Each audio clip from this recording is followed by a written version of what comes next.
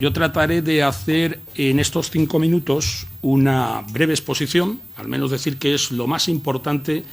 que a mí se me ha ocurrido para tratar la relación entre los medios de comunicación y la justicia. Para ello quisiera empezar, porque me parece muy gráfico, unas palabras de un extracto de una sentencia del Tribunal Supremo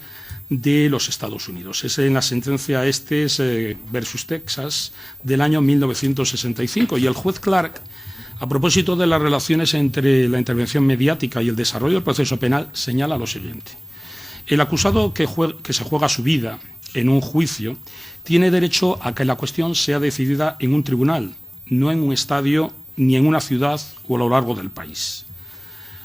En todo caso, yo creo que esto lo que pone en evidencia cuáles son las reglas que disciplinan el proceso penal y cuál es el papel que puede desarrollar los medios de comunicación dentro del proceso penal. Pues bien, yo creo que en todo caso es necesario decir que las reglas que disciplinan el proceso penal sobre todo responden a unos principios como el de contradicción, el de publicidad, y a una serie de garantías ante todo para el imputado, acusado, que es el protagonista del proceso penal, y también existen una serie de garantías y derechos que se conceden a las víctimas. Pues bien, como aquí estamos en un foro donde, aparte de juristas, hay periodistas, a veces es necesario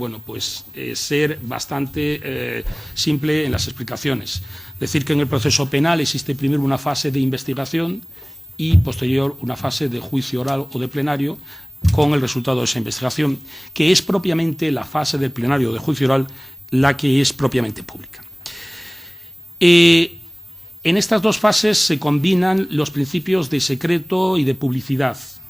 Y después creo que es necesario tener en cuenta cómo ha evolucionado la prensa o los medios de comunicación desde los medios escritos a en la actualidad la poderosa influencia que tienen los medios audiovisuales. Y también haré alusión a la delincuencia, como el protagonismo de la delincuencia, no digo que sí se ha desplazado, pero al menos se ha compartido entre la delincuencia común y la delincuencia, digamos, de cuello blanco, la delincuencia vinculada con casos de corrupción, delincuencia económica, etcétera. Bueno, en todo caso, para empezar, tengo que decir que en lo que se refiere a la publicidad versus secreto, hay que decir que ante todo, la publicidad es algo que supone de garantía, sobre todo para el imputado o acusado. Porque además, en todo caso, el interés en aclarar los hechos y en la defensa del acusado prevalecen sobre la información pública. Ahora bien, hay que distinguir entre una publicidad interna y una publicidad externa. Porque en todo caso, cuando a veces en las leyes se habla de una publicidad, se está refiriendo no tanto a la externa, sino sobre todo a la interna, que es a las de las partes implicadas en el proceso, que son, puede ser desde el acusado, el Ministerio Fiscal, las acusaciones particulares, etcétera. Y en todo caso hay una publicidad externa, que esa publicidad externa es la que se refiere a los ciudadanos, en sentido genérico, para, en todo caso, que puedan comprobar la transparencia de la justicia, que los juicios y los procedimientos se hacen conforme a derecho. Y, en todo caso, lo que se trata de fomentar es la confianza de los ciudadanos en la justicia. En todo caso, esta publicidad lo que en ningún caso debe de suponer para los medios de comunicación es, sobre todo, hay que evitar a toda costa lo que es el espectáculo. Pero junto con la publicidad tenemos también el secreto. Y el secreto de las actuaciones, sobre todo, viene referido a la fase de investigación. En la fase de investigación, porque la finalidad de la investigación puede verse frustrada si lo que fuera propiamente la investigación estuviera, en todo momento fuera objeto de publicidad. No obstante, hay que diferenciar también un secreto interno y un secreto, digamos, externo. Y el secreto interno, que es cuando ni siquiera, salvo el Ministerio Fiscal, solamente el Ministerio Fiscal es el que conoce de las diligencias de investigación. Debe ser una medida muy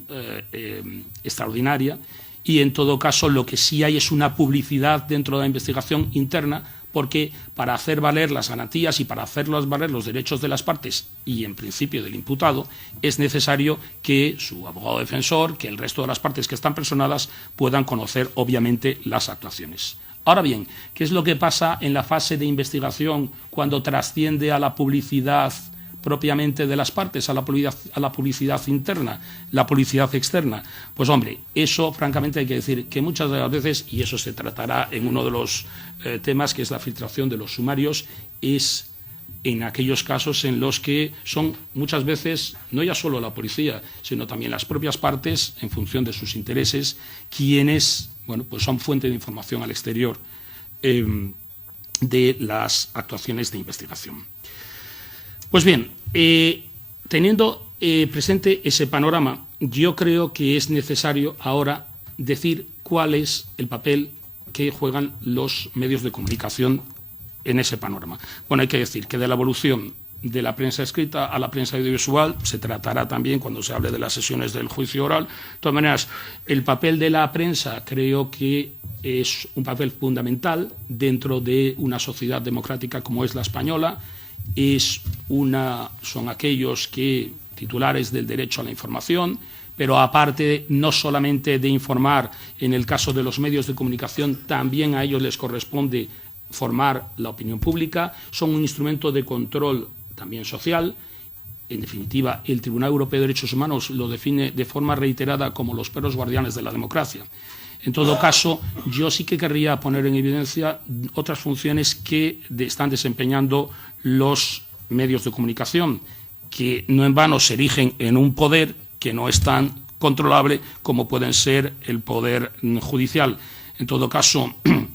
monopolizan hoy por hoy casi el discurso político criminal, es decir, a través de la difusión de noticias pueden influir a la hora de que, por ejemplo, se legisle, como se está diciendo ahora, a golpe de titular, ¿no? Entonces, las noticias de prensa pueden, de alguna forma interesada o sectaria, pueden influir en lo que es la política criminal, por ejemplo, dando a entender que existe un alto grado de inseguridad, ¿no?, cuando en realidad habría que recordar siempre que en España las cotas de delincuencia son de las más bajas en nuestro entorno europeo, o, por ejemplo,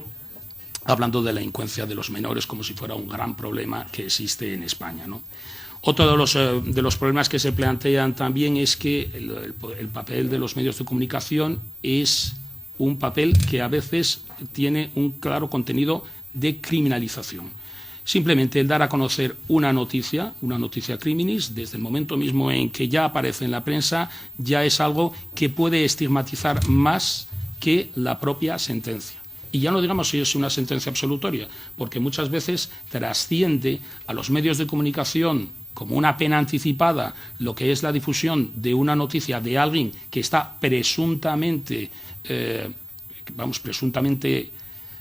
aunque goza la presunción de inocencia, figura como uno de los autores de un delito, y después resulta que se ven los grandes titulares que fulanito de tal ha sido detenido por participar en unos hechos cuando todavía está bajo la presunción de inocencia, y muchas veces puede ocurrir que la sentencia, en el caso de que sea absolutoria, ni siquiera tenga una trascendencia mediática. Incluso muchas veces es en los juzgados de instrucción donde realmente se está impartiendo justicia. No ya tanto después en la fase de juicio oral, que muchas veces la gente se olvida de la trascendencia que puede tener. Y bueno, estas son unas líneas generales. Decir que otras cosas que yo he hecho en falta es la regulación por parte del Estado, por parte del legislador. Hoy por hoy se regula en el artículo 232 de la Ley Orgánica del Poder Judicial, cuando dice que las actuaciones judiciales serán públicas, con las excepciones que prevean las leyes del procedimiento, que excepcionalmente por razones de orden público de protección de los derechos y libertades, los jueces y tribunales, mediante resolución motivada, podrían limitar el ámbito de la policía, y que, como veremos más adelante, también al tratar del tema de las sesiones en el juicio oral, pues solo es el Consejo General del Poder Judicial, a través de un reglamento donde regula el acceso de los medios de comunicación a las salas de vistas con carácter general, estableciendo un régimen permisivo, cuando en realidad creo que a fin de unificar los criterios en todos los tribunales de España sería probablemente